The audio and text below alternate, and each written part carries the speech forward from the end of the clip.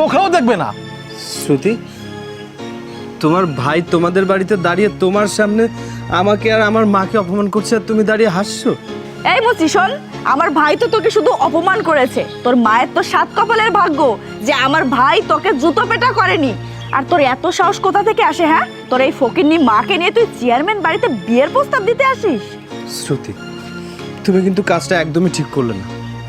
তুমি আমাকে আর আমার মাকে তোমাদের বাড়িতে ডেকে আমাদেরকে অপমান করছো। অপমান? অপমানের তো এখনো কিছুই দেখিসনি, জাস্ট ওয়েট।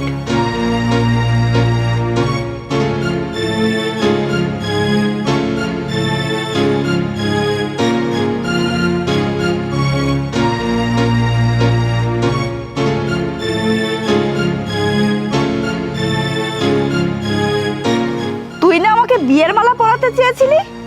এই নে তোর বিয়ের মালা।